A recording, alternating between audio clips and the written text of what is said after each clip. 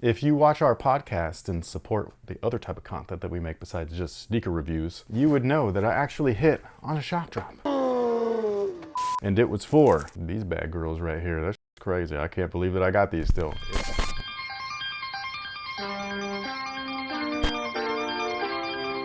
Hey, what's good guys? My name's Chris. Welcome back to the official WearTesters.com YouTube channel. Today we've got a detailed look and review on these bad girls right here. This is the Air Jordan 1 High OG in an original colorway, but a switch up of materials. Instead of being leather, they are satin. And you know what I forgot to bring down? My leather ones.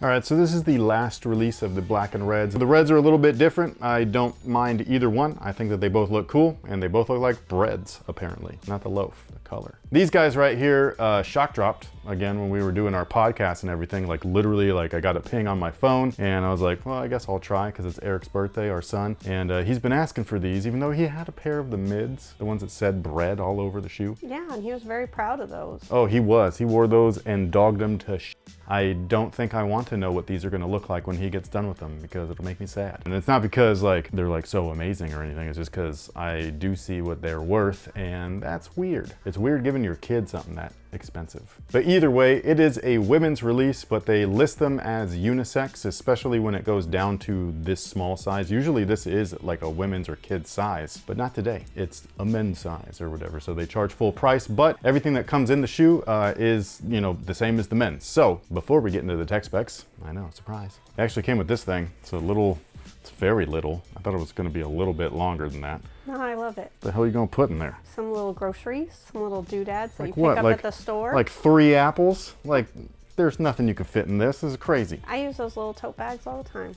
Yes, but it's longer. No, I know, but I would use that one too. For what? For when we buy Q-tips on our walk, or... A Q-tip box is not going to fit in this. Yes, I buy the big one. I buy the big. I ain't trying to buy Q-tips for a minute. For your action figure that we don't want to get creased. It won't fit in there either. Yes, it will. No, it won't. Yes, it will. Only the Star Wars like 3-inch ones will fit in there. And you buy those too. Still. It's not going to work. Now, as far as the shoe is concerned, they still feature the greatest traction of all time. Then right above that is a rubber cupsole. Inside of that is a polyurethane wedge. Inside of that polyurethane wedge is an encapsulated air sole unit. And on top of all of that is this fake dream cell. So there you go. Now the upper, obviously different than traditional Air Jordan 1s and Air Jordan 1 highs and all that stuff. They switched the leather and they put on satin. They've done this before. I believe this is released before. Let me double check though. Believe it or not, I don't pay attention to these releases because I'm not a big fan. Sneakers did say that this was the first time they've done it for women, so... Really? Depending on how you take their English and verbiage, that could mean there was a men's version. I thought that all the satin stuff was for women though. So there was a shadow, even though they're not really shadows, they're silver. Yeah, it says, satiny shine and iconic colors. That's a wardrobe-worthy combo on a classic shoe. And in women's sizing for the first time. Need any more reasons to treat yourself? We didn't think so. Who wrote that garbage? Nike. Yeah, and then there's a sample of these for 2016, which is interesting, and hot damn, those are expensive. Then there's the Shattered Backboard Edition. I don't know if those are considered actual satin, but there's the one with the black heel and the red toe. And then there's another 2016 black and red. So these did release, so it's like a re-release. Now, as far as satin is concerned, satin traditionally or used to be made primarily out of silk. Nowadays, though, it's mixed in with polyester, so I don't know which one's better. Obviously, silk sounds better or sounds fancier, but I don't know if you'd necessarily want that on a shoe. I feel like that would like get destroyed really quickly and stuff, because silk is supposed to be like, what would you call it? I wanted to just say silky, but that would be cheating. I do not see these looking very pretty anymore after a day at school. I agree with that, but it's because it's a fabricy material, not specifically because it's like silk or whatever, you know, even though these are not silk. They are structured though, so in case you were wondering, like if you don't have a pair of these or you never had a pair, which again, I'm one of those people, they're definitely structured. So it's got the satin build, but then behind it, there's still traditional, you know, sneaker build behind it. So you've got the canvas and TPUs and all of that kind of good stuff, like glued to things. They've upgraded or updated things. I don't want to call it an upgrade, but it feels like it a little bit, but all of the eyelets are actually grommets, and they're metal grommets too. So that's kind of cool. I don't know how that would feel against my feet. Because sometimes like the insides will like poke on you, so usually you only get them at the top. Them being full length like this, I hope that they don't pinch anyone's feet. The tongue itself is not nylon, it is still part of the satin package. I don't actually like that. I understand it, but I would prefer if that part was still nylon, but hey, this is a fully flipped shoe, so it's not gonna be the same. Speaking of fully flipped shoes, they're doing it to these bad boys too, so I mean, this is just kind of what we're getting. According to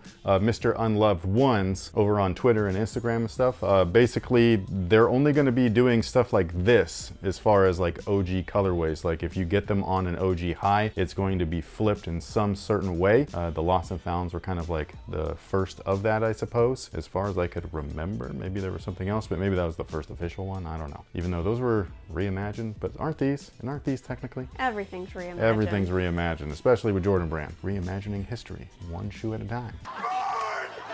But yeah, apparently we're only gonna see actual OG stuff like this with the 85 launches. So I think that's kind of cool, to be perfectly honest. I do know that some people might be irritated and be like, oh man, I was really hoping that they would do something. And I get that, but I really do want, like really bad, an 85 cut like this. Well, not like, but this colorway, you know what I mean? And same with this, and the black toes, and whatever else. I think the only original colorway that released that was an official release so far has been what people dubbed the pandas, but it's just the black and whites, or white and blacks, however you look at it. But yeah, that's what I would like to see. I would love to see more original colorways with the 85 cuts, because so far they've only done really samples, you know what I mean? Like samples that never dropped, which also is dope. But I want to see some classics in there that are more familiar to the average consumer. Another change that they made is right there at the Wings logo. It actually looks a lot better than the jumbled up one that they put on like the back of the lows, the white and reds. They need to learn that sometimes less is more. Right, and with this, looks very clean. Something interesting are the laces, and it's mainly because the aglets are actually metal tipped, which we don't get to see very often anymore. So I really like that. Kind of emphasizes the point of the metal grommets, metal tips. Would have been cool for a Metal Wings logo, just saying. But they also come with the little box right here full of the extra shoelaces. So they do come with some red ones. Those ones are also metal tipped aglets as well, just in case you were interested.